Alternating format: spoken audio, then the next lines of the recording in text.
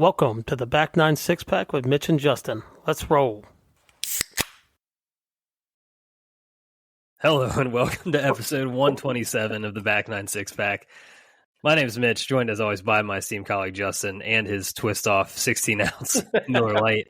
That made me laugh. Sorry. Turkey Open Week. Yeah, and I'm gonna tell you this beer right now is just gonna. I don't think there's gonna be any stopping from now until like Monday. Yeah, I was going to tell you, cheers. I've got the bourbon here for, you basically consider this my first Holly Jolly Time drink. Yeah. I mean, this is the start of it right here. Yeah. Cheers, buddy. Yeah. Oh God, it tastes so good. So good. I had a couple cold Miller Lights from the fridge Saturday night watching the F1 race. I could have drank 30, dude. They were so crisp. Oh, the garage fridge season right now is so good. And you know, we're reaching like leave it outside season. You know what I mean? Like, just it'll be cool enough to set it on the back deck. You don't even need a fridge this time of year. That's a good transition to. We'll be able to do that on Friday probably. Oh God, yeah. No, there's not going to be any ice needed for any cooler. Your beer is going to stay plenty cold on Friday. Yeah, it's. I think probably, man, it was kind of one of those, like, I was laughing to keep from crying moments when Nick sent the picture of like the weather screenshot with the temp highs, and it was like literally the valley was the Turkey Open day. Yeah, it's the coldest day of the next 10 days. It's truly magical. I told you, I said we need to make we need to make early Thanksgivings again. Like we have to have them. Like it's such a stark drop off when you have it like 27th, 28th, 29th compared to like, I saw a memory from today. Black Friday was on the 24th, like 3 years ago. So, and it was 50. Yeah. It's a big drop off when you get to the end of November here. I mean, we're so close to it. Like gosh, I mean, all the weather right around it, right? It's like 50s and then just those couple days. I just looked. Thanksgiving next year is the 26th, so a mere 2 days ahead of time. Look, it's at least moving in the right direction. Yeah. You give us 2 days today, this week, we'd be cooking a little bit. I think it's supposed to be like 45 on Wednesday, so which is much better than what we're going to experience. I will say this: last year was cloudy, it was windy. I don't think we're not going to have the clouds. I think there's like intermittent wind, like 5-10. So it's not going to be like super windy, and we're going to have sun. I think that's going to help it a little bit. I know that's probably just being like very optimistic, but last year, most of it was like, it was cloudy too. Yeah. And there was like just no way to generate heat. You know what I mean? Other than having a heater in your cart. Yeah. The sun is always a major key. That alone will make it feel like it's like 40 something probably. Yes. Which is huge. Last year, like you said, I mean, the cloud cover, the wind, we had like little snow squalls that blew through. It was my God. Pretty tough. Yeah. So, the sun will be a nice change of pace, assuming we get it. Yeah. Yep. Yeah. But, hey, I will say our Mr. Heater did arrive this year. It actually showed up this time. Oh, thank God. So, Nick and I will be nice and cozy. I think I said it's worth a shot or 2 years ago. So, watch out. We're going to be good now. Yeah, I couldn't remember. He said that story, and I couldn't remember. I thought it was for our golf trip down to Louisville, where we played Otter Creek, and it was probably about what we had last year for the Turkey Open, I think. Yeah, that was legitimate snow on the golf course. It was cold and snowing, but you guys ordered a heater last year, didn't show up. I'm just glad it showed up because it does make a difference. It really. I mean, it's at least worth a shot. Yeah, I think we can all agree on that. Yeah, 100%. All right, well, we'll get more into the Turkey Open in just a moment. But I did want to ask you, you had like a little pre-Holly Jolly time, sounds like this weekend. I did. I'm curious what happened. We had a little get together, and then we had a 40th birthday to go to. End up at Penn's Mechanical, which in Mason, which by us, that for people that are not around here, it's unbelievable. Like I've been to the one in Columbia. This one's bigger. And and we just got after it. It was kind of like you just said, like, oh, I could have, but I like had those 2 beers and was like, oh, there's no stopping this now. And then the train just went off the tracks. It was a good night. I woke up on Sunday just feeling like the bottom of the barrel. Had to go to the Bengals game on Sunday. Tried to muster a beer there. Had my first one. It was okay. Like, well, maybe if my second one might be better. No, it wasn't. And that was all she wrote for my drinking at the Bengals game. It was 2 and done. And I'm like, look, we got a marathon coming. No need to run a marathon before we run the actual marathon. So, I gave it up on Sunday. Didn't drink today, nothing today until just now, trying to get the body back into, an equilibrium for the stretch run of Tuesday. I don't go out anymore on Wednesday, but I'll have some drinks on Wednesday night, Thursday, Friday, football, Saturday. I mean, it's just going to be debacle. So yeah. This is, truly, like, I think you're right. Holly Jolly Time is a marathon, but I think you come out sprinting, though. You know what I mean? Like, you kind of come out sprinting and you realize, oh shit, I can't keep this pace. No, because you get past, with these later Thanksgivings. I mean, you get past Thanksgiving, holiday time now. Like, you're hitting holiday party season. Literally like the next week. Like, I think I have one next week. You know what I mean? So, like you come out sprinting and then you realize, like, man, I got a month of this. Like, we got to pump the brakes a little bit here. I know. I got to ask you this. Sure. So is this week elite? Like, everything going on, like Monday, Tuesday at work, at people's jobs, just an absolute joke. It's a joke. Yeah. Everybody takes Wednesday off. Thursday, Thanksgiving, football all day. Friday, we've got our thing, but people have other stuff they do on Black Friday, like shopping and stuff like that. You roll right into rivalry week for college football. Full slate of college football, relatively full slate of NFL. And now they added a Black Friday NFL game. I mean, it's up there for, maybe it's probably top 3 weeks in the year, I would say. Yeah, that's a great question. I mean, I definitely, it's in my top 3 probably. I think I'm not a winter guy, that's well documented, but Thanksgiving week is definitely pretty good. Yeah. I mean, I'm a little partial. I got a November birthday, so kind of, it's kind of like my birthday feels like the kickoffs to the holidays in a lot of ways for me. But yeah, man, Thanksgiving week, I think, is probably, Thanksgiving itself, probably my favorite holiday. Yeah, it is.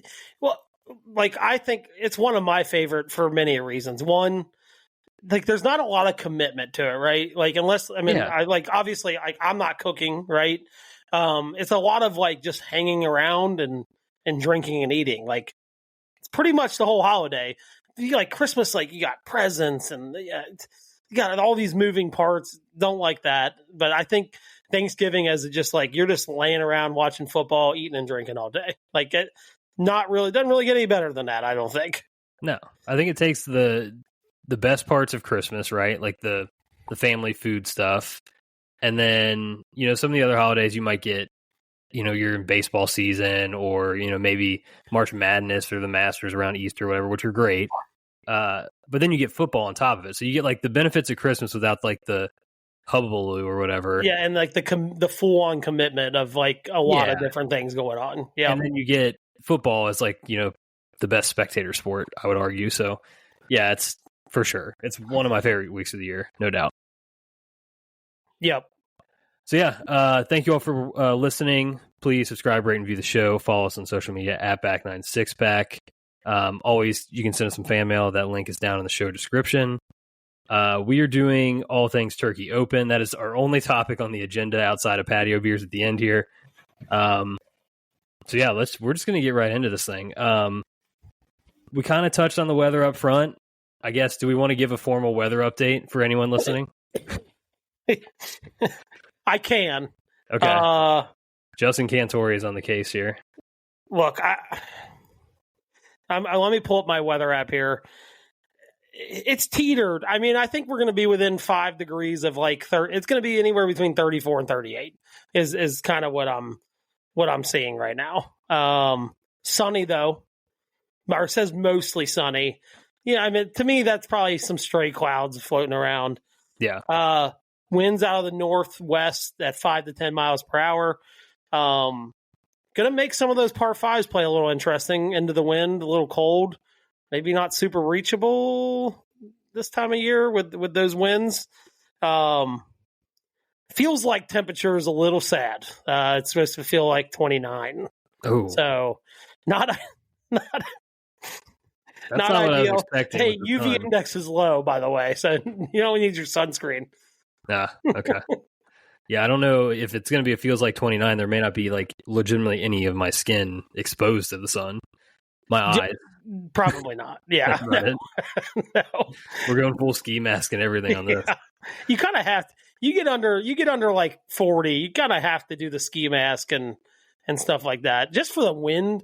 Like it's not going to be super windy, but just a little bit of that wind with the cold, it just is going to eat your face alive if you have anything exposed to it.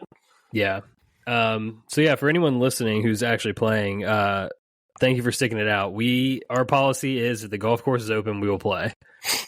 And from everything I've talked to at the course, we're expecting obviously a frost delay. Yeah. I guess it just really is going to depend on the amount of cloud cover overnight because it's supposed to clear starting in the morning. If the clouds stay in, the frost won't be too bad, and it should be a relatively short frost delay. But I would probably suspect it's probably going to be somewhere between an hour and a half frost delay. Is my guess. Yeah, we aim for a 10 a.m. shotgun. Last year we moved it back to noon because of the temps and the frost. So just pay attention to your email. We'll get a hold of everybody who's playing as best we can. And we'll figure that out as we get closer. And, Sean can give us a kind of heads up on what's up out there. Yeah, but, you still want to get there early, get your bets paid for. I know we've had some people that made bets that have not paid. Get your bets paid for, get your team paid for, drink a couple pre-round beers and the warm lodge in there. I don't think that doesn't sound too disappointing, to be honest. No, for sure. I mean, you want to be there when we're ready to go. So, we may not have a formal start time. So, yeah, obviously be there in a reasonable time. And, yeah, look, the bet situation, we're a little slow, off to a slower start than we were last year. I think with the weather, people were a little, dubious of what's going on here. But I will say I'm putting that link down in the show description here. You don't have to be playing to bet. If you want to partake in a little pari-mutuel betting on the Turkey Open, feel free there. You just listen. I will tell you this: if I was not playing for whatever reason, and this was not our tournament, I'd probably bet on it. To be 100% honest with you. Yeah, you always got to have a little skin in the game. You know what I mean? I want to say Gunth won some money on Ryan last year, and wasn't playing. I think yes, I believe so. Yes. Yeah. So that's always available for you. So that's the weather update. Just like I said, if you're participating, but again, stay tuned. Like you said, the course is open. We're playing. Like, I haven't had as many questions this year as last year. Last year being like our really true first test of weather. You know what I mean? Mm-hmm. Like it was, that was really the first time we had like, are we doing this kind of thing? Like this year, I mean, outside of the cold, I mean, it's not going to snow this year. There was snow chances last year that was the one thing I was like, man, if it snows and covers up a green, like we're going to have to come off the course. You know what I mean? So none of that's possible this year. But yeah, if it's open, we play. And I think it's a good time to maybe hit on that topic of why we make the rule that we make that everybody kind of laughs about. And we didn't run into it until last year. We ran into it again this year, actually. Yeah. Yeah, I'll let you touch on that. That's your. So our rule is if the course is open, we play. If you drop out beforehand, and you're banned. Like it is what it is. Like, and the reason behind that is, look, we love doing this. Like, I don't want to sound like it is a lot of work, but I love it. I know you love it. Like, it's been a little harder this year, obviously, but with some things going on. But I love it. But also, that doesn't mean I want to take field text messages up until Thursday night about whether you're playing or not. Like, we've got scorecards to print. We've got scoreboards to print. It's a commitment. Like, what you're committing to when you play in a black. It could be 50. It could be 30. that's what you're committing to. You know what I mean? And if you're not good with the bottom half of that, then I wouldn't sign up. But we ran into it last year. We had someone drop out Thursday night, wasn't it? It was like Thursday evening. Yeah, maybe even like Friday morning. Like so we banned them. I'm like, I know him. He's a good guy. No issues with him, but you're not playing in this tournament. Like, you're just not. Because if you do it once, you're going to do it again. And that's kind of how I see it. Like, if you drop out once because of the weather, you're going to drop out again because of the weather. So yeah, it kind of is what it is. And unfortunately, we banned another team tonight. So thankfully, we have a lot of interest in this tournament. And that's the other thing. We have a lot of interest in this tournament.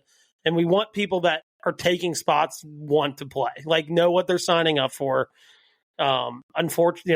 Fortunately, like we've got a lot of golf sickos that we're friends with and members at our club and stuff like that are like, look, is it going to be like, am I going to be super thrilled about being in 30-degree weather? No, but it's still going to be fun. So, but we had to ban another team tonight. So, didn't want to do it, but it had to be done. And so we've got 2 teams, 4 people total on the blacklist now. Yeah, we're up to 4. A couple of things on that. One, it's honestly like we want to protect the field and we want to protect the pros, and we even have food and beverage coming out early on Black Friday to like set up and be there for us, to have drinks and food to buy and things. So like, to your point, we had that team drop tonight and had to ban them. 5 minutes, we had another team ready to go. 5 minutes, it was filled. Like, and I agree with it. The protecting the field is a great way to put it, because we have an enormous. Unfortunately, we've kind of been soft capped at 26 teams. I think most of that's like daylight and with frost delay and getting done and things like that. But with that like soft/hard cap on team amount, like we don't want people to take up spaces. And then I text someone on Tuesday like, hey, can you play? And it's like, oh man, I already made plans for Friday. You know what I mean? So we want the teams that want to be there in it, and not all this dropping out, adding. Yeah, and honestly, like if you were there, I think last year's probably the coldest year we had, in the 5 years we'd done it. Yep. And probably even if you date back to the scramble we played in prior to doing this event, that was the coldest I ever remember Black Friday. So. Yeah. And you talked to everybody that played last year. A lot of them are in this field again this year.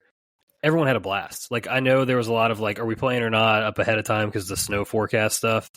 But everybody that was there had an absolute blast. Yeah, it's cold. Like you just have to accept it. You get 7 holes in, and you're like, "Why the fuck am I out here right now?" Like, especially if you're not playing good, Yeah. But it's like you kind of get over it. You're like, "Look, I got a heater, I got a cart cover, I've got like 8 beers in my cooler. Like, there's a lot worse places I could be today." You know what I mean? For sure.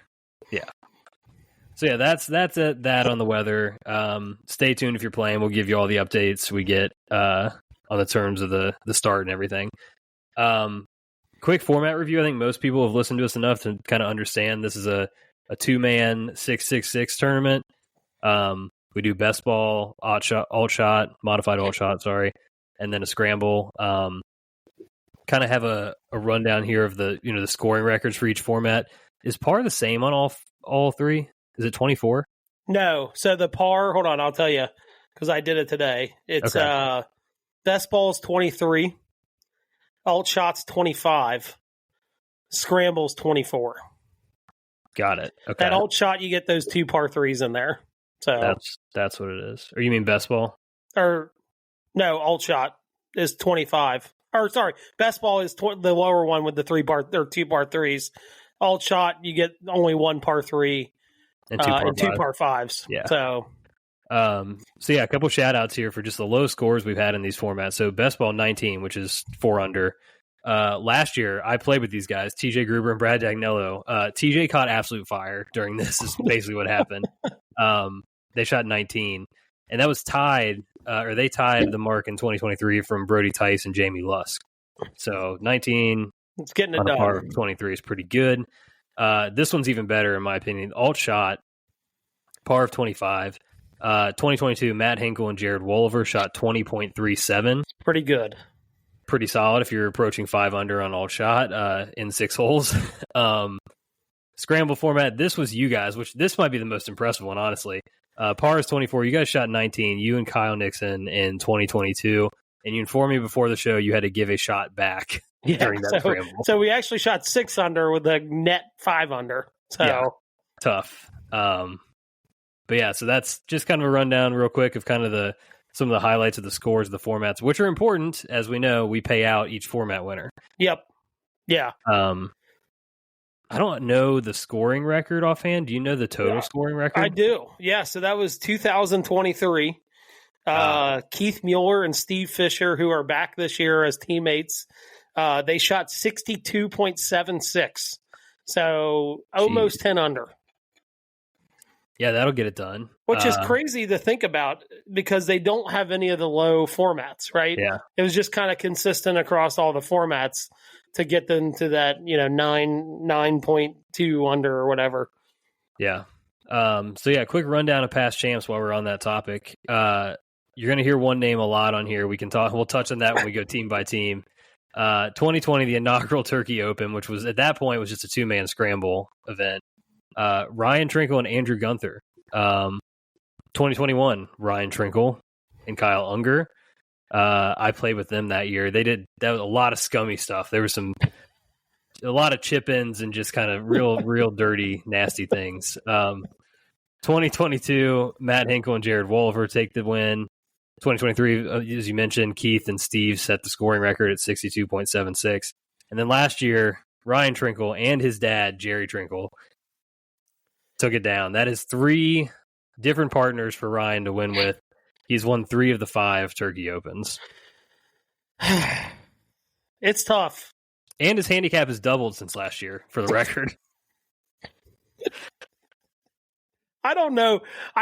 To me, for him, I think he's in a mentally better spot if he's a lower handicap.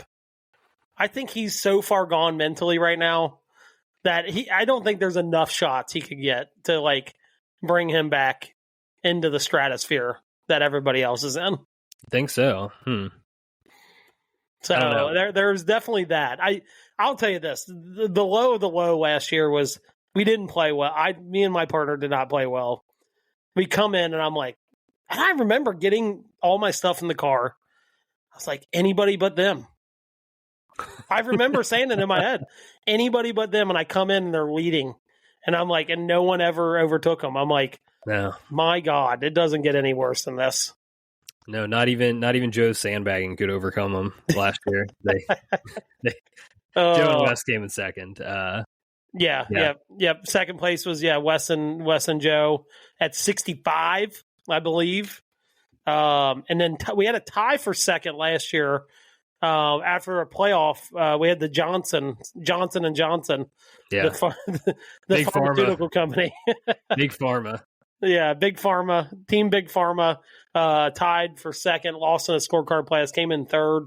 A lot of tightness last year. I mean, you had those 3 teams. I think there was a couple people at 66, 67.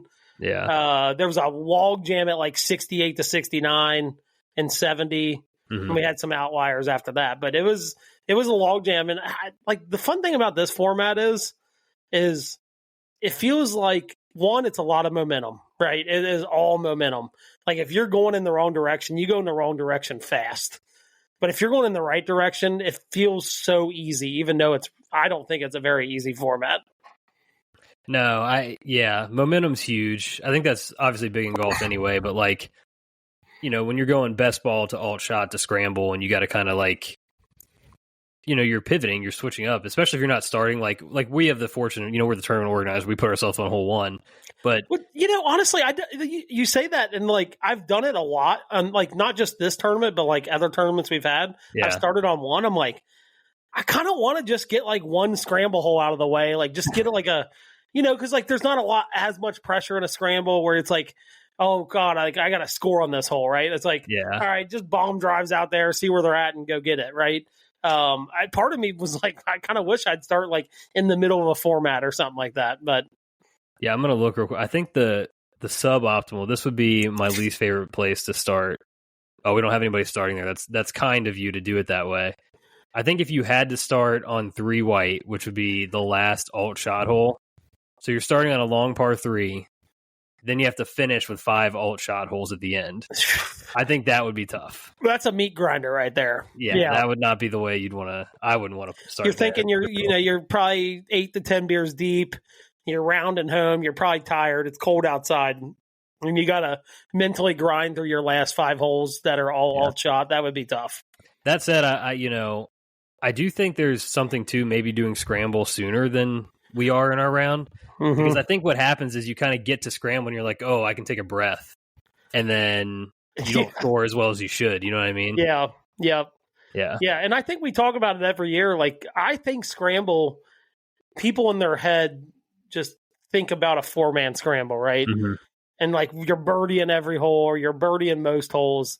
It's just not a 2-man scramble. That's not what a 2-man scramble is. I mean, you go out and shoot 2-3 under in a 2-man scramble and 6 holes. Like that's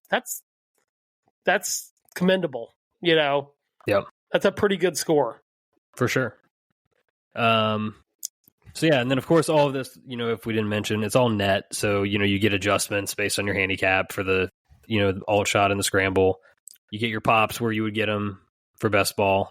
And yeah, that's, the other formats, just in case anybody's curious, USGA has a handicap format that they use for alt shot, modified alternate shot, and scramble. So I don't know what it is off the top of my head. But I believe alt shot is like 50%, and then,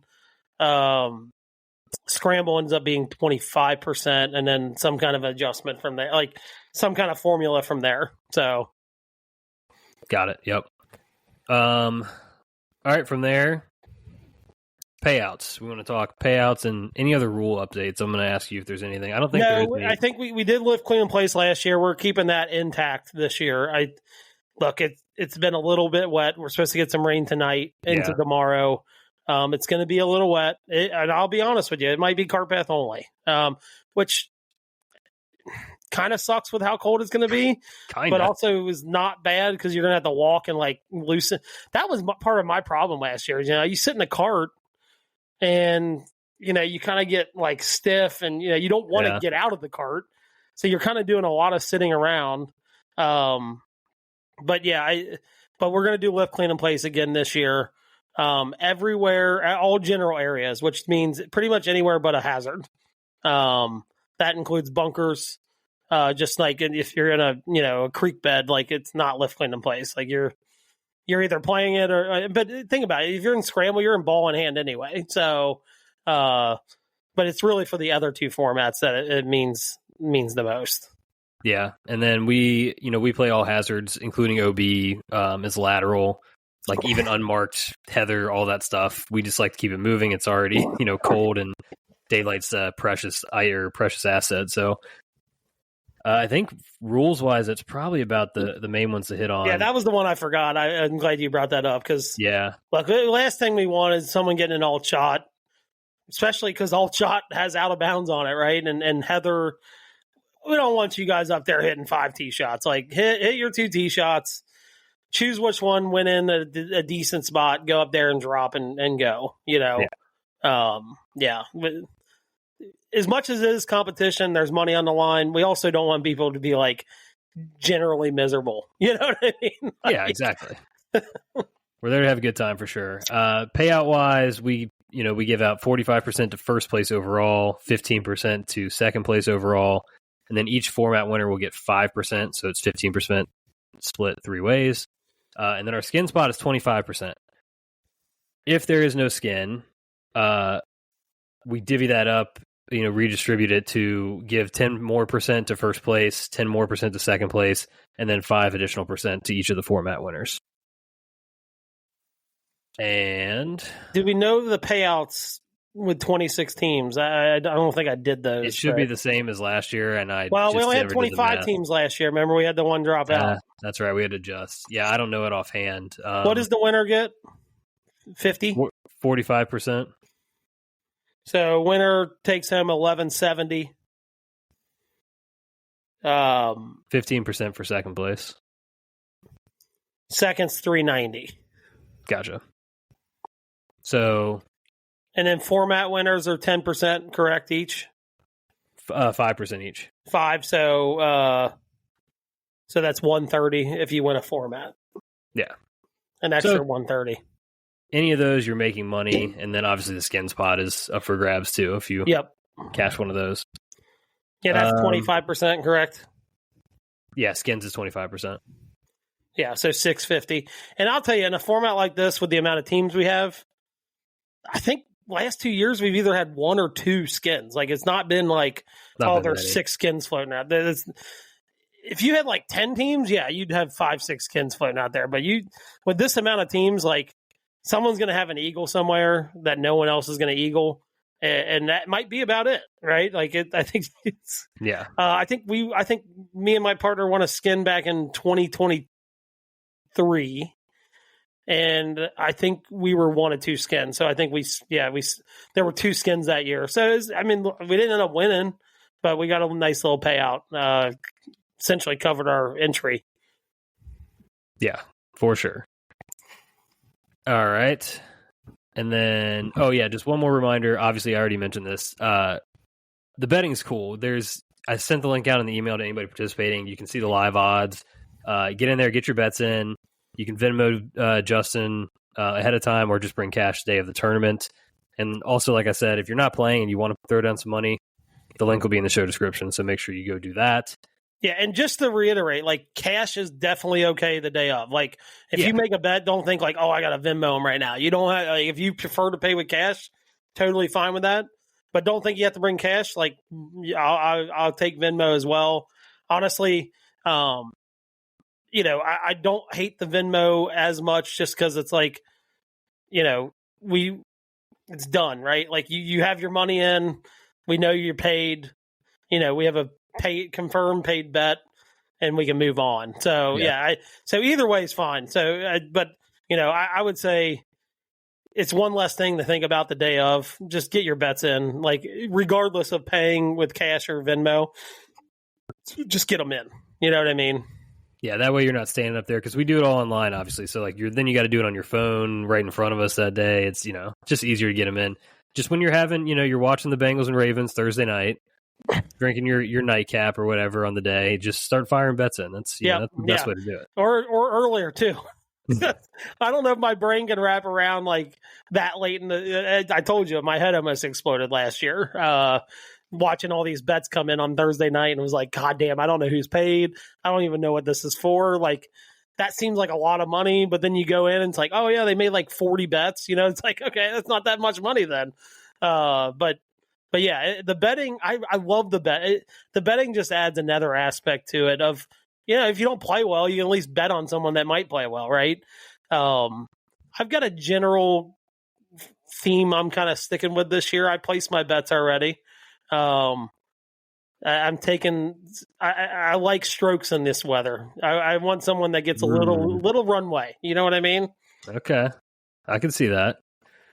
I get where you're coming from there. But yeah, all right. So with that, we got 26 teams to get through here. Let's start firing away on these teams. Yeah, let me get my team thing pulled up here. You can start rattling off names here too. Look, do you want to start? You want to start from the bottom and go up, or you want to start from the top and go down? I'll tell you what. Let's start at the bottom. Go backwards. So teams 25 and 26 here. They're teeing off. They are the B group on hole 2 on the white course. That is a par 5 for those who don't know the course.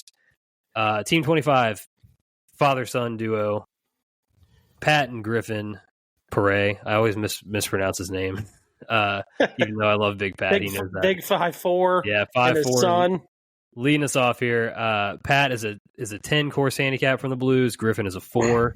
They're playing with Team 26, Joe Ruzick, who's a +2, and Graham Owens, who is a 0. I believe Joe and Graham have at least won a format or two. They have, yeah. They came, not this past, I think it was 23. They won alt shot They won a skin. I believe they eagled 7. And I think that was the year that we only had one skin. So they won a decent chunk of money for not winning the actual tournament. But yeah, I think, and I want to say that year they might have came in like 2nd or 3rd. I think it was just outside the money. So I want to say 3rd probably. Gotcha. Yeah, good players. They play at Blue Ash. They're real good, super nice guys too. Glad to have them back again this year. I think this is their 3rd year, I want to say. Probably, yeah. I've only talked to him briefly a couple times, but I haven't played with either of them, so I'm not too familiar with their games. Pat and Griffin feels like this, I could be circling team 25 here potentially. Pat getting 10 feels like a lot to me. The guy's got the mini driver going. I've played some golf with him this year. He's got the T-ball. I mean, he's got it figured out with the mini driver. He really does. You got to keep the big boy in the bag. 5'4". Just I know he knows this. The mini driver's where it's at for him. Yeah, and Griffin plays club golf at UC, so he's a good player. I mean, he was a great high school player here in Cincinnati. So yeah, I like that team a lot. I really like it with big 5'4" getting 10 pops out there. I don't hate that. That's what I'm saying. Moving on to the group that they're teeing off behind onto. This is just like a classic Elks grouping here. Team 23, Jeff Stein and Phil Fannin. Jeff is a 12, Phil is a 6. And Team 24, Dan Schmitz and Glenn Cook. They're both 9s. That pairing seems hella dangerous. It does. And by the way, just elite people across the board here. Oh yeah. I mean, there's not a bad guy in that group. No. Some guys I wouldn't trust with my wallet, but this group I probably would. Oh, for sure. Yeah, I mean, Jeff's big listener and longtime fan mailer, so always appreciate Jeff. Got to play with Phil a couple times in league this year, which I hadn't done really previously, so that was fun this summer. Love seeing Dan at the course. Always somebody comes up, shakes my hand, chat a little bit. Yep. Great dude. Glenn, the one, I see Glenn a lot. Don't get to talk to him much, but I just associate him with bearing putts on me in the Stampede. That's my Glenn association. So you got a little bit of more insight in this group, maybe with Glenn and than I do, because I've not played a lot of golf with Glenn. I obviously know who he is, but not played. I don't think I've played it all with him. Actually, think about it. Maybe I have, and I just don't remember. But yeah, the rest of them, Stein's a stone throw away from a 45 or a 35. Like, I mean, at a 12 handicap. You know what I mean? So yeah. The biggest question in this group that needs to be answered is, will Jeff be wearing shorts or not? That is the only. I hope for his legs' sake. I hope he doesn't. We'll see. We don't know. It's like the guy, the offensive linemen that roll out with no sleeves on. I mean, that might be the case here. Yeah, he gets off the butt. He just Vaselines up his legs, Yeah, and that's a great pairing there. Heading over to white number 1. These groups are all playing modified alt shot to start, by the way. Team 21, I do not know these guys. These are a couple fill-ins. They stepped up when Big Pharma team had to drop out. And just so everybody's aware, they had to drop out. Yeah, I was well aware of the situation. The situation is Scotty Johnson, the son of Scott Johnson, plays Division III football. First off, happy 21st birthday to him. He just turned 21.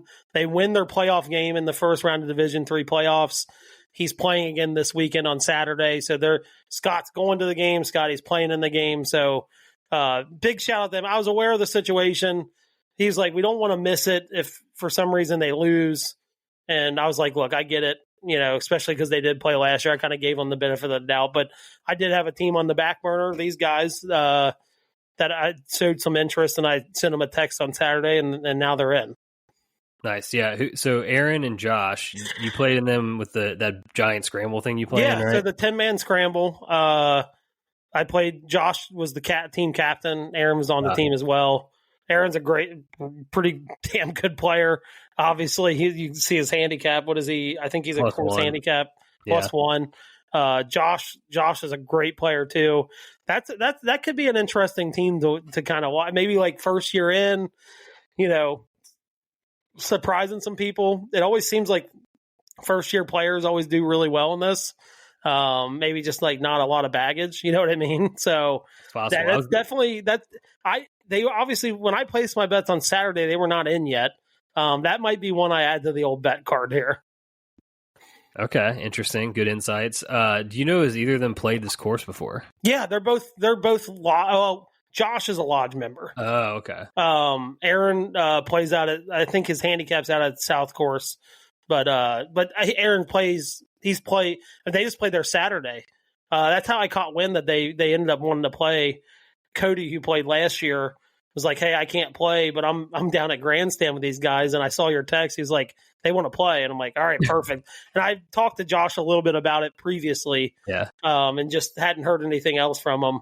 But yeah, so they played on Saturday.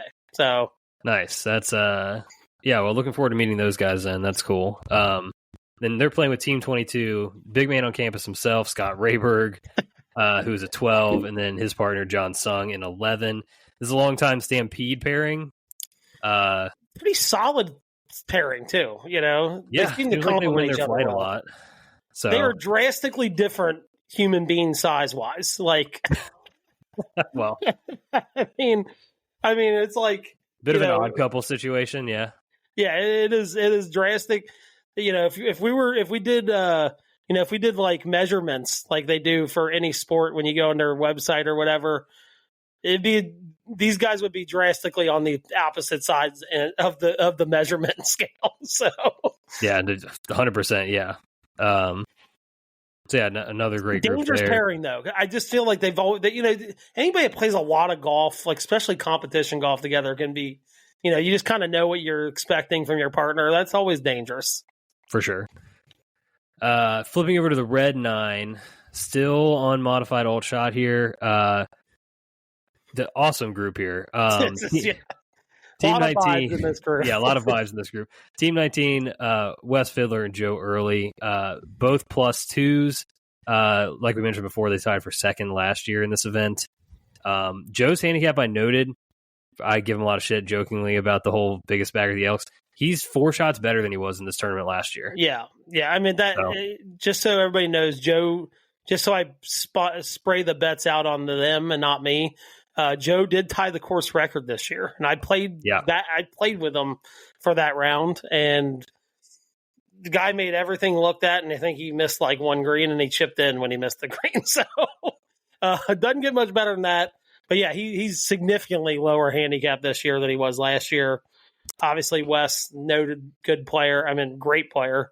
And then you got Country Croc himself.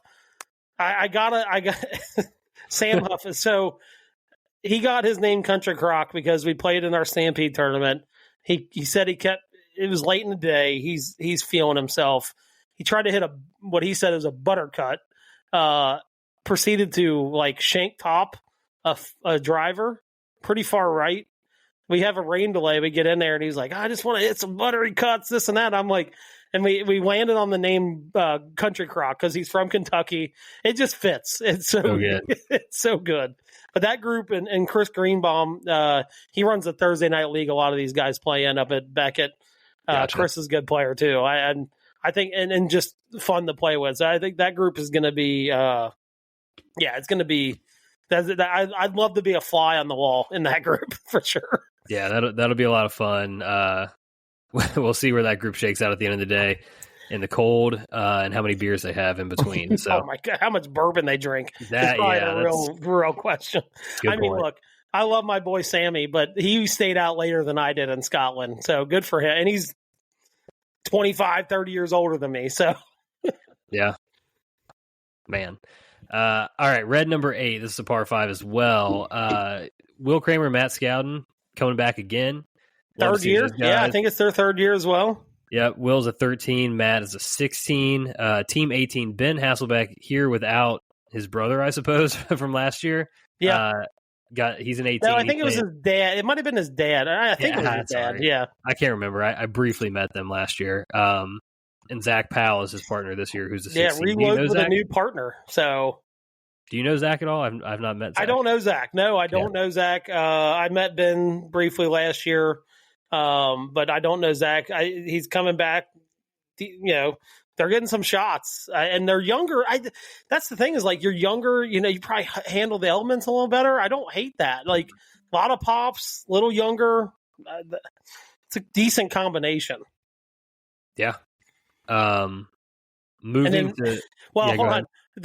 So Will Kramer last year, this was the story that I would say if you put odds on it, it would say is somewhere between improbable and impossible. Oh, yeah. The guy that dropped out of the tournament works at a certain sporting goods store. Will ordered a cart cover. They didn't have a cart cover. He orders it, goes to pick it up.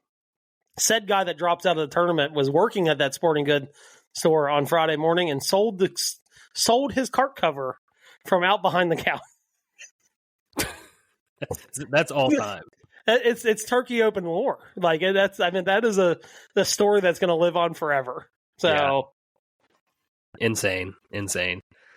Man, another potential vibes group here. Red 7. This is officially the last alt shot hole for people. Yeah. Well, the first alt shot hole, but of this grouping.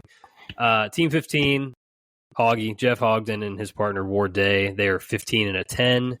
They're playing with Team 16, Adam Pennington in 6, and Kevin Travis in 8. Love to see those guys all back out here again. Ward, I gotta clown him just for a minute. We sold T-shirts. I think I know the story you're about to tell, and it's hilarious. Well, there's two stories I could tell about Ward. But one, we decided to sell a few T-shirts this year, so shout out to everybody that decided to buy one. And I left the size field as an open field. That's my fault on this one. And so Ward puts his size in as large, muscular, which I guess that's I good. should have put mine as like XL Husky. Like, yeah, you should have put Husky for sure on yours. Would have been funny. But the other Ward thing. So in our Ryder Cup event this year, me and Aaron had to play against Ward and someone else in the field, Michael Kripe. And we get to our last, our singles matches, and he's playing against me. And this man was housing Miller Lights that day. A personal case is not out of the question, to be honest with you. And we're playing. We got a few holes left, and I'm grinding this match out, man. Like I played well in the morning, and then kind of like got a little loose in the afternoon. And I'm just grinding. And this man is 20 beers in, and at one point, he kind of looks and he's like, "We're on the putting green, and I'm finishing out or whatever." And he kind of looks around and he's like, "Wait, who am I playing?" And he had forgotten who he was playing against in the match, and he's just out there playing. He said, so from his side of the story, he goes, "I was just trying to beat everybody in my group." Yeah. And I figured I'd win my match at that point. That's exactly how it went down. He proceeded, I think he took I don't even think he finished the last hole. It was going to be a big number. So I comfortably won the match at the end. But yeah, we had 2 or 3 holes left, and he didn't even know who he was playing against. So some betting information for this group. If you move down to the next pairing, Adam Pennington had a stretch this summer where I think it was 5 weeks in a row he didn't shoot over 74, and he's getting 6. Take that information as you will. Look, the guy got off his heater, but he was on a heater at one point this year. You're trying to influence the odds here, I think. I'm just trying to spray the money elsewhere. That's what you're doing. I don't want all the money on me. Yeah, that's tough. It's hard to win money on yourself when everybody bets you. I get it. All right, flipping over to the best ball side of this start. Team 13, the B group on Red 6, which is a par 5. Matt Hinkle, longtime listener, always fan mailing. He's an 8 handicap, playing with his partner Jared Wolver, a 3. They're past champions. Didn't want to forget to note that. Another grouping that has played in this event several times at this point, and I think has finished pretty well, maybe won a format or so here, over the years. Team 14, Mark Gruber, a 3, and Jamie Baswanger. How do you say his name? Baswanger. Yeah. I'm sorry, Jamie. You know what? I feel bad. He told me how to say it last year. I think he listened to the episode, or maybe Gruber listened to the episode and like, this is how you say it. And I forget. I'm sorry. My memory doesn't last for more than like a week and a half. So apologies for the mispronunciation. Mark Gruber, noted Hamilton Elk Club champion this year. Yep. Played some excellent golf back in June for the club championship. So again, take that information as you will and use it to your advantage, I suppose. Yeah, you got to keep this quiet, man. You got to, No, I want everybody to know everything about everybody else, and I've got a little piece of information for me that might teeter people. So that's true. Okay. All right. On to 6A. This is Team 11. The Kripe brothers, Michael and Matt. They're both 9 handicaps. And then Team 12, late add to the field just hours ago. Alex Carlson, a 6, and Bruce Meyer, 16. I think you said Bruce at 70 years old would probably crank about 30 beers in this event. Yeah, Bruce is one of my favorite people. I mean, he's by far one of my favorite people, not just at the Elks, just in general. Like, I love Bruce so much. Yeah. Alex is an awesome guy. That I'll tell you, Bruce, he's got some history in the events. He's noted Stampede. He's made the finals in the Stampede. Like, you get that putt. He gets that putter going, and then you don't know what's going to happen. No, I should know my own rules, but does he qualify for the white tees? We never made a white tee rule. I swear to God, we do have a white tee. Oh, maybe we do. And yeah, I think if your age plus handicap exceeds 85, you're allowed to play. And that's going to be him, so he'll move up a tee box. Yeah, we need to redo his handicap, by the way, because he's probably going to be like a 13 rather than a 16 from the up tee box. Just an FYI for anybody that's going to listen to this. Okay, for betting purposes, anyway. Gotcha. So yeah, not getting the full 16, but will qualify to play the white tees. Yep. And then Michael and Matt Kripe played some golf with them. They play in, Matt plays in the league. Michael plays in the league. Mm-hmm. But I played Matt and Michael. Me and Ryan played them in 2-man match play last year.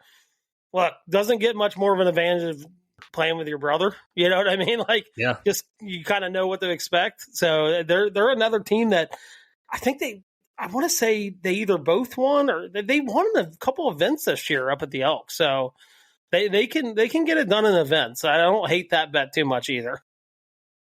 Yeah, I know Michael. I'm pretty sure this year he got a lab putter, and I remember playing with him a few times. I played with him last year. We played our match last year, so I haven't played with him. I don't think I played with him this year. Yeah, I think, just from playing a couple times, he can correct me if I'm wrong, but I do feel like his rounds kind of go the way the putter goes. So that could be one definitely to watch, getting 9 strokes if he's got a hot putter. Lab putters. We should put asterisks next to all lab putter users in this field.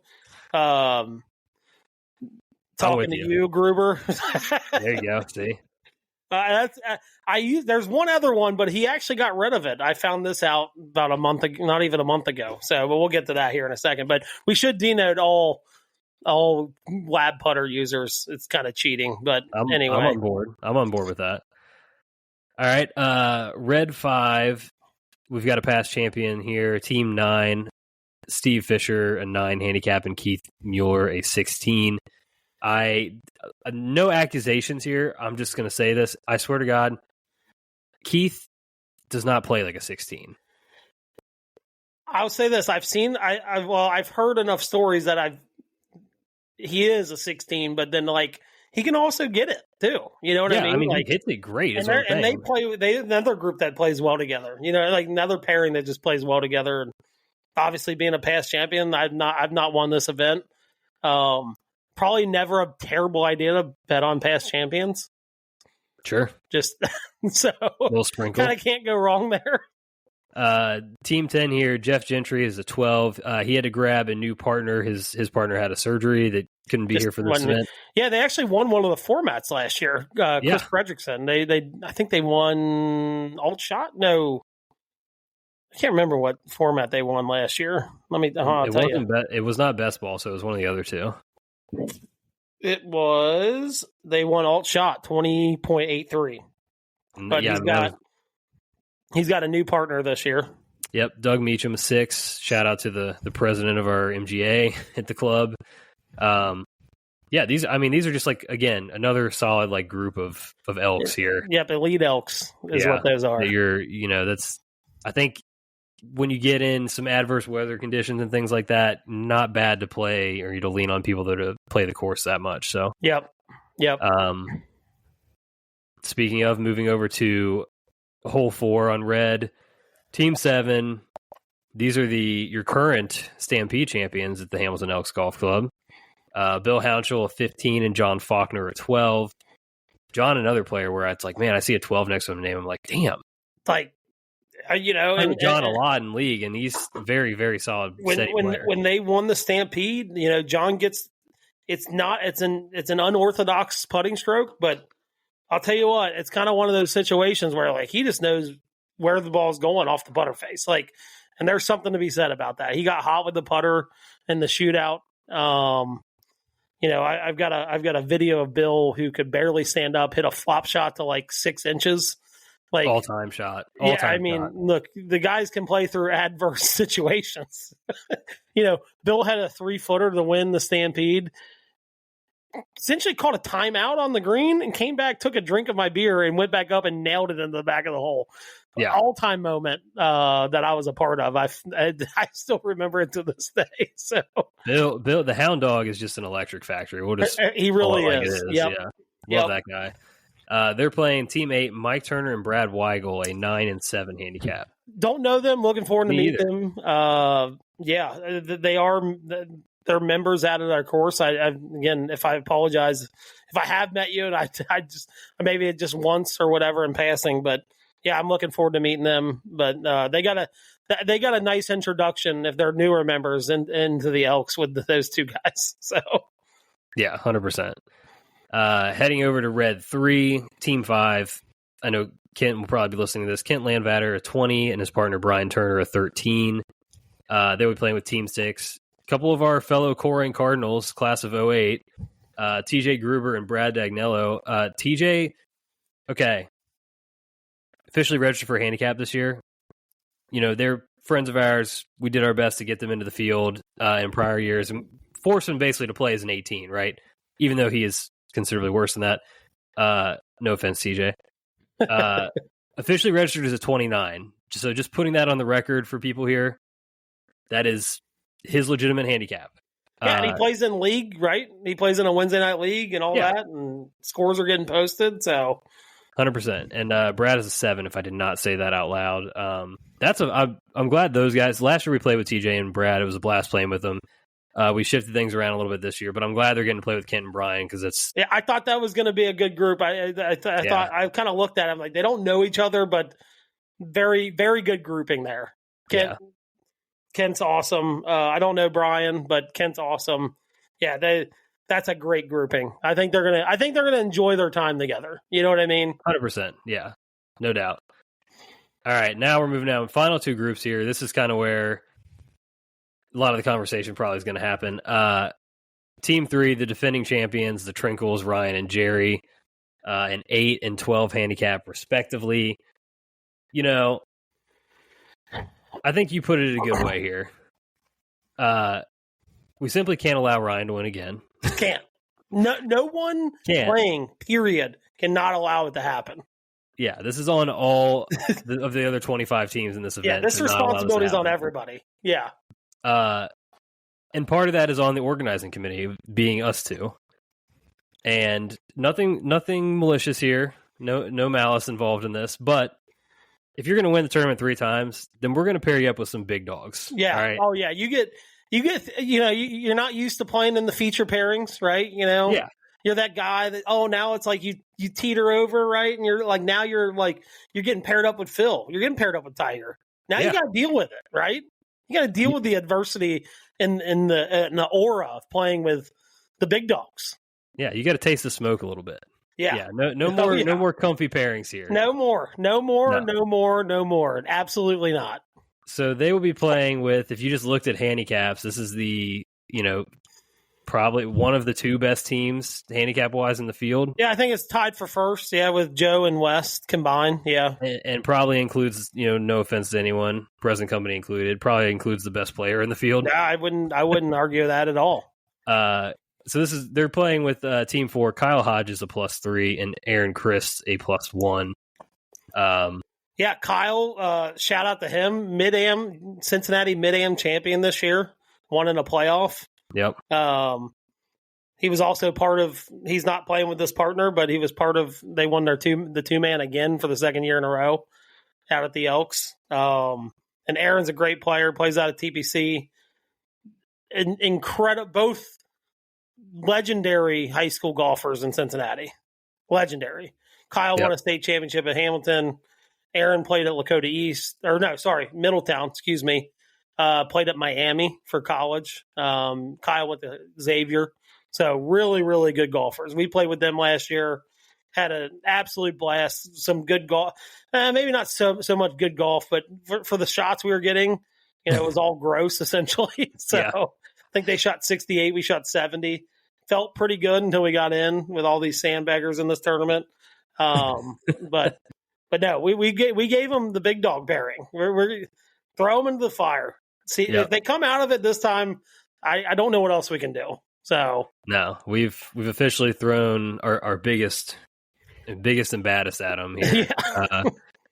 And we'll just see. We'll see how Jerry holds up to it. And Ryan, honestly, like we said, Ryan's handicap has doubled since this event last year. So we'll see. We'll see if that works on the irons he bought. By the way, I don't know how that's possible, but yeah, I mean look. It could be a correlation causation situation. We don't know. It's just the one thing he can point to, right? Yeah. All right. Final pairing, teeing off the first hole. This will be my co-host here, Justin Epure, a +1. My Stampede partner, Andrew Gunther, a 10. Playing with myself, a 9 right now, and my partner, Nicky Sticks, Mr. Nick Gray, a 3. Glad to be back together. Playing feels together good. Again. Yeah. It does feel good. It feels right. Does feel right. I think the last time we played was the famous finish in the headlights year. Yes, I was. It was 2 years ago. Yeah, last time we played together. So I guess we only missed 1 year. It felt like longer than that. But we get to play them all 1 through 18 in the 666 format order. Have you? So I know you played with Kyle. Have you played with Gunth in this already once? Yeah, we played the year that we played 2 years ago. Okay, yeah. Right. I've alternated them every other year because Gunth goes out of town every other year for Thanksgiving. But yeah, it's every other year with them. How's I forget. Do you know how you finished that year? You know what? I don't know, actually. No, I don't remember. No, because I was thinking the year I came in third, I played with Kyle. Yeah. I think that year we maybe came in like 6th or something like that. It wasn't like down the road, but it was not, we weren't really threatening to win any. This year, notably, in the McGonigal, me and my guy shoot, 5 under, 6 under an alt shot? Yeah. Was it 6 or 5? It was 5, I think. Shoot 5 under an alt shot. I mean, we were feeling it. I don't know what to say. It was the most fun I've had in a 9-hole period in a really long time. We couldn't do anything wrong, and we were making putts. It was a blast. Oh my gosh, take me back. I know. I do want to throw this out there. Got a little medical situation going on. Oh, carrying groceries in today. Slipped on a step. Broke my fall onto a door frame. I got a little. I shouldn't say a little. I got a decent amount of swelling in my elbow right now. I did take a golf club and kind of swing it. It doesn't feel. My arm. It doesn't feel terrible. I will say I've hit the new irons twice now in a simulator. Pretty good. Pretty good. They are pretty good. So I think I didn't break any. I wouldn't be able to move if I broke anything. I don't think I tore anything. I wouldn't be able to move if I tore it. I think it's just bruised. We'll ice it. I think the cold weather probably helped keep the swelling down a little bit. So this feels like you're just distracting. You're just trying to put the bets onto somebody else again. I don't gotta be honest. I mean, I would take my sweatshirt off right now and show the swelling. Yeah, it's substantial. But I can move it. It's just you can feel the swelling in the moving it. Like I can feel the swelling in there. You know what I mean? Yeah. Well, rest. Give it a little rice treatment. Rest, ice. Yep. Oh yeah, we did it. We did that. It happened at 10:45 this morning. I've iced it probably 15 times since then. Gotcha. Well, hopefully that heals up for you. Would hate to see you out there in the 30s and just elbow stingers all day long. That'd be tough. I think we're good. I'm gonna give it a little test run. I think on Wednesday and just go hit a few balls just to see, what I'm in store for. But I don't think it's going to be a problem. Gotcha. But it could be. Yeah. As for us, I feel like not a lot of form going on coming into this. This is, I played. I guess it would be 2 weeks ago, the day that you couldn't make it out, played with Joe and Aaron and Joe's buddy Michael. Shot 39 on red, but then fired a 44 on white. Just kind of one of those. It got real windy on the white side, and that was tough. And then went to Topgolf Saturday with Susie and Zach, a little post-birthday celebration. So, firing some wedges and whatnot at playing Angry Birds at Topgolf with Zach, working on flighting some golf shots and things like that. That was a nice little warm up. When it gets cold like this, it just becomes a truly just get the ball in the hole situation. Yeah. Oh, 100%. Yeah, absolutely. Yeah. Much more of an art than a science at this time of year. So, I'm getting an extra shot over last year. We'll see how that plays out. But Nick and I've had, after starting out a little, auspiciously, I would say. Didn't play well together in a few events early on, but I think we've had a good run of some events we played together. So who knows? I don't know. Just had a kid a couple months ago. He's been busy doing other shit. We'll see when we roll the balls out there. But I think the vibes within the group and the vibes together should carry us a good amount. And I think at least 3 of the 4 of us pride ourselves on being grinders in this group. So. We'll see. Conditions should be favorable for us. Oh, I love it. Yeah. I love going through the teams. It's so much fun. Kind of get a little snippet of everybody. Because we've got some guys that are not members. I don't want you to come up blinded, right? I want you to make some bets with a little bit of confidence. So I do like going through every team and kind of giving everybody the rundown and. Outside of seeing the handicaps, maybe a few tidbits here and there that you can bet on. Yeah, and I think it, too, speaks just kind of the general people that are in the field. These are, we love all these guys, right? Yeah. Haven't met a bad person that's played in this event. So, nope. Definitely good times to be had out there. I think with that kind of wraps up Turkey. Anything else you got? No, I don't have anything else. Just, I'd say dress warm. Yeah, bring your hand warmers, bring all the layers, whatever you got. Get the liquor blanket on as soon as possible. I think that's probably another good piece of advice. Oh, I guess a couple other things. One, small TEF will be in your cart when you get there. Nothing crazy, but we did add a little extra item this year that I was happy with how it turned out, so that's cool. Anybody that ordered T-shirts will have those inside of the lodge before the tournament for you. I have one other thing. Dang.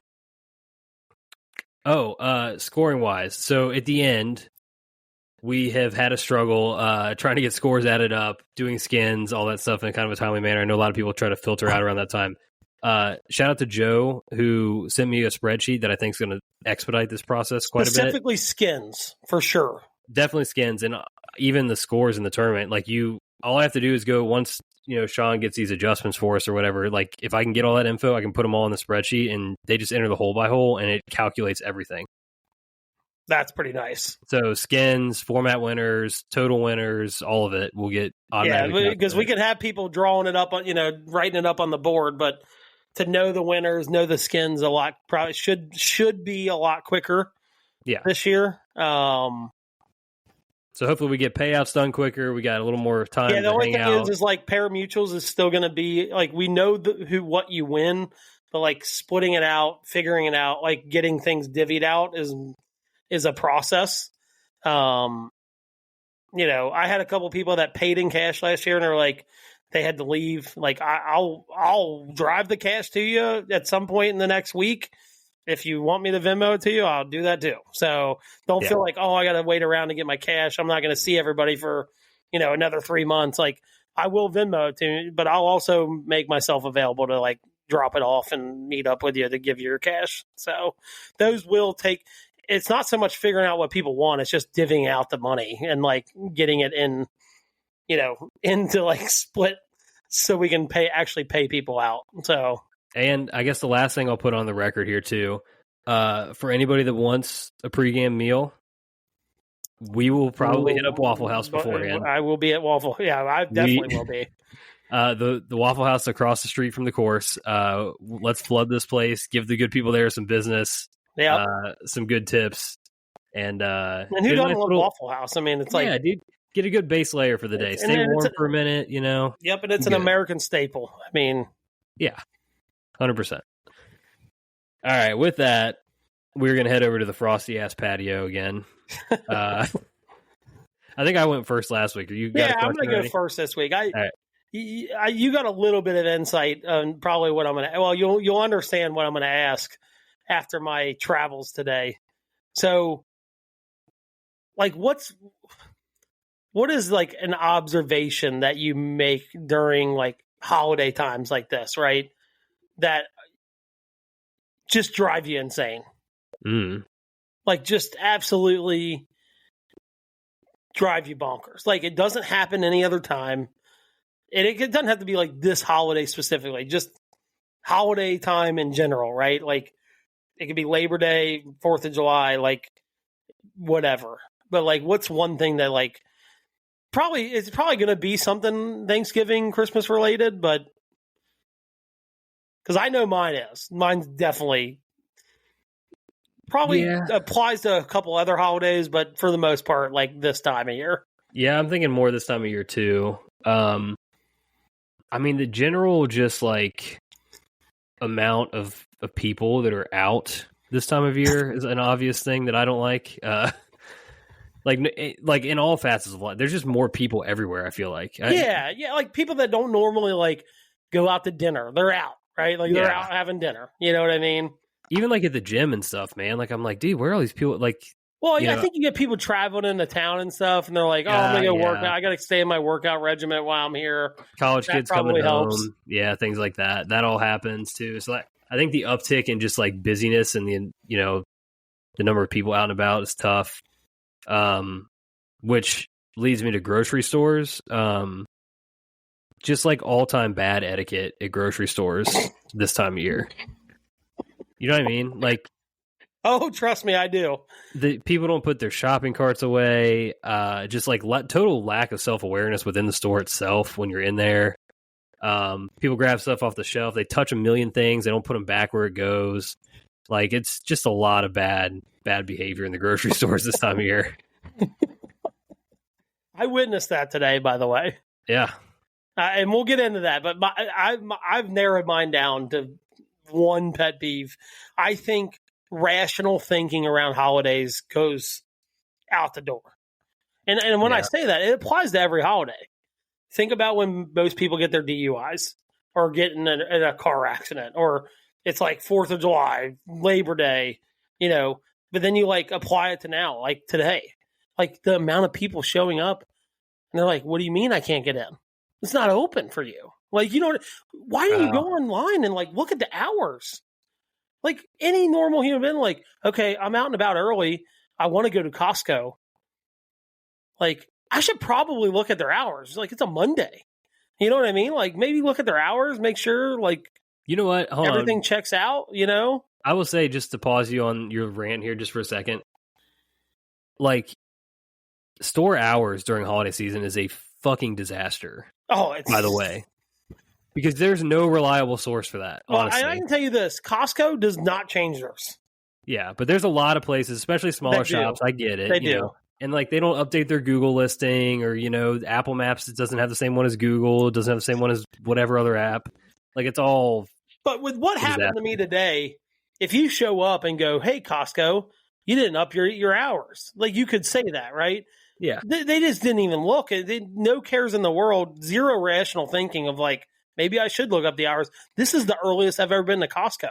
And for those that don't know, Costco, pretty much every day, I think it's 10 to 11 on Sundays, but every other day, 9 to 10, you have to have like the executive level membership, which if you don't know, like a normal membership and I think a business one is like $65 a year.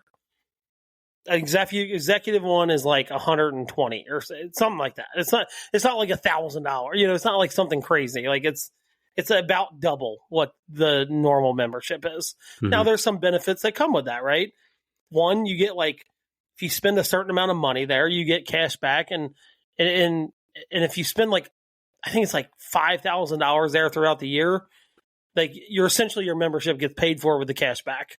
Like, and it's not a credit card; it's just a membership card. Yeah. The other benefit of that is you get an hour of shopping prior to the store opening to the general public or like normal members. Well, I was like, you know what? I've never done this. I'm like, I'm going to go do it today. I just want to check it out and see how it is. I'm walking up to the door and, you know, guy like scans his card and was like, she's like, you can't come in. And then like I shortly after him scanned my card and she's like, all right, you're good. Like went in. He was like, what? Like, I can't even come back. I can't come back after 10 o'clock. She's like, you have to wait till 10. I can't come back after 10. Like, this is your only day and only hour you can grocery shop for like the next 3 days. Yeah. This guy throws a temper tantrum. But like the general rational thinking, gone. It's gone. Like this time of year, it's gone. And really any holiday, it's just different on different holidays. But this holiday, people are short-tempered. They throw temper tantrums like they're 2-year-olds. Like, and they just don't rationally think about things like that, right? Like it's Monday. I've never been to Costco on Monday. I'm going earlier than I normally go. I should probably check the hours instead of just showing up and scanning your card and throwing a temper tantrum. Yeah. Truly unbelievable. It's all reasonable for sure. I mean, it's just like, and the rational thinking thing like applies to everything. Like you're talking about grocery store etiquette, right? Like just put your cart back. Just put it in the corral. And like most of the time you don't have issues with that, but this time of year it is a problem. It's a massive problem. 100%. Huge problem. Just a lot of people that clearly don't go to the store like on a weekly basis that now they're prepping a full holiday meal.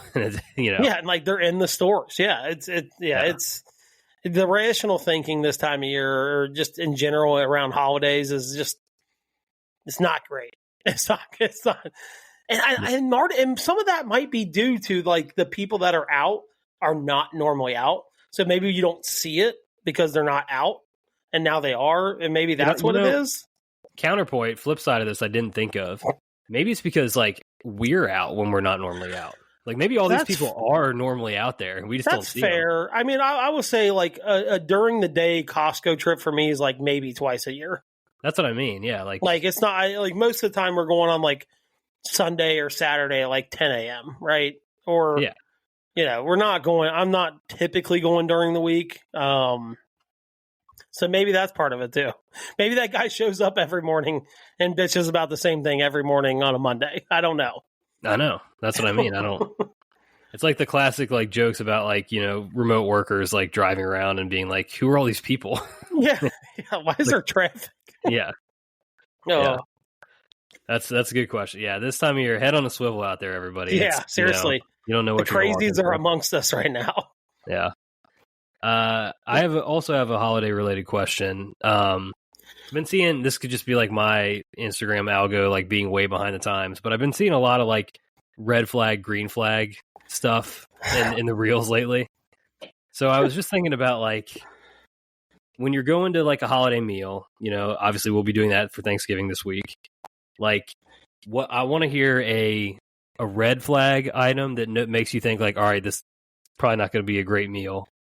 And what's a green flag item and the opposite side of that you know, like, all right, this is going to bang. I think the low hanging fruit in this, because I have a variety of political viewpoints in my family. If politics gets brought up before food's even served, it's going to be a long night. Yeah. It just is. It just It just is. Because here's what's going to happen, right? You have the person that brings it up in the beginning. They're not even drinking yet, right? And then you have the guy that's probably sitting over in the corner that's like, she says that in an hour, 3 more beers, I'm going to say something. You know what I mean? Like, and then it's going to turn into a whole thing. So I'd say politics getting brought up before you even eat food is a major, just like, this is not going to go well. Like, this is just not going to go well. Yeah. I think any like general family drama gets brought up before dinner or, whatever you eat, probably going to be a sign of things to come. Yeah. I mean, those are 2 like super low hanging fruit. Yeah. I think, my degenerate self, like massive green flag for me is like you walk in the room and there's just like betting discussions happening, right? Like around the football. Massive green flag. I'm in from that point. Red flag for me, I think, kind of comes down to like some of the food stuff where like if there's certain items or certain things that are done certain ways, it's like, man, not like the way I would have cooked it, Well, I just, I haven't really experienced this in many situations, but I have experienced it. For example, like if somebody's bringing like, I think it comes down to the mashed potatoes. Let's put it that way. That's fair. I'm a mashed potatoes guy. I am a mashed potatoes guy. I'm very picky. And, if that's something that's, being made from a box or some other formulaic way. Red flag. Massive red flag to how the meal's I agree with that. On the flip side of that, I'm a massive sweet potato guy. And I think if there's any kind of sweet potato dish around, it's going to be a banger. Yeah. Yeah, and a lot of people don't make that. Like, sweet potato is kind of I don't want to say a niche thing. I think it's like you're either a sweet potato dinner or you're not. Like, there's no like, oh, she usually brings this, but she didn't. Like, if someone brings sweet potato casserole or whatever, like, it's getting brought every year. You know what I mean? So I agree with that. It could be yams, it could be a pie, it could be the casserole, like you said. But yeah, if there's a sweet potato involved, a good chance you'll find a good meal. Yeah. So I guess my green flag, I'll be honest, you walk in, you're getting settled. If like you see people pouring drinks, you're kind of like, okay, all right, let me get behind here and be like Tom Cruise. You know what I mean? Like start pouring drink. Last year, I started a new thing. I don't know what it is about these things I start. Like I said, I'm the bourbon guy at Halloween now. Mm-hmm. My thing's bringing old fashions. Like, let me fire up an old fashioned. I added to it this year. I've got a smoker to go with it. Like, we're going to smoke some old fashions. My dad's like, you want a break back there? I'm like, no, I'm enjoying myself pouring these, like talking to people, pouring old fashions, making them for people. Like, I enjoyed myself. But like, I walked in and like, I saw some people mixing drinks back there behind my brother's bar. I'm like, okay, this is going to be a good night, I think. Like, I think this is the vibe I was kind of looking for, That's truly a green, that's a green light, all systems go situation. Cause you don't really want to be the person that's like initiating that, right? Like I've been that person. I have been that person at a Thanksgiving before. I have. It's tough, especially if you can't get people to rally with you. Then you're just sad, It's not good. Yeah. I think it was like it was like right before COVID. It was like the last Thanksgiving that my grandma hosted. She's still alive. I don't want people to think Justin got hammered on her last Thanksgiving. No, that's not the case. We kind of outgrew her house or whatever. Not the case yet. So like I showed up and like, I got 2 bottles of wine. Like I got like a 12 pack, like I'm ready to go. Like we're going to start out with beer, get into the wine for dinner, back into the beer, maybe some wine a little bit. Like I was ready to, and I'm like, I show up and like, my brother bought like 2 beers. I'm like, what are you going to do with 2 beers, dude? Like, that's not even going to last me till like 1 o'clock. It's like, it's going to last like the first 40 minutes I'm here. And then I'm going to be wondering what gas stations are open. You know what I mean? Like, it was a tough scene. I mean, I had people kind of started getting in the mood. So I had to like share some of my wine. It was a brutal situation to be in. But like last year we show up, I think it was my brother's first year of hosting Thanksgiving. My parents had it the year before that after my grandma, or my parents had it for like 3 years there. And then my brother hosted last year, and like walk in, he's got like a bar in his living room, and like I saw people pouring drinks. I'm like, this is the perfect situation. I'm not going to feel guilty. I don't have to carry the weight of like getting the party going. Like it's already kind of going and I got there. So yeah, it was kind of nice. That is a major green flag. It is for sure, man. Now I'm excited. I'm excited for Thanksgiving now. I just want to flash forward to Thursday. Thanksgiving's awesome. It's the best. I love it. And with that, we've come full circle on the pod. We will close it here. Happy Thanksgiving to everybody. Yeah, absolutely. Excited to see everybody that's playing the Turkey Open on Friday. Like we said, bundle up, bring the hand warmers, whatever you got. Because we're going to be playing some golf and it's going to be cold. So we're going to be playing golf. It's going to be cold. But this is the one I tell people, this is my one exception to like, I don't usually play under 45 degrees. Yeah. This is my one exception. Yeah. This is a true, just embrace it and just go have fun thing. You're going to be cold. It is what it is. Like, who cares, man? It's just, it's fun to be out there. So, yep, absolutely. All right. Thank you all for listening. Please subscribe, rate, and review the show. We appreciate that. Follow us on social media at Back96Pack. Happy Thanksgiving. And until next time, cheers. See ya. Thank you for listening to another episode of the Back 9 Six-Pack. Be sure to follow us on Instagram and Twitter at Back 9 Six-Pack for all your content needs. We'll see you guys next week. Cheers.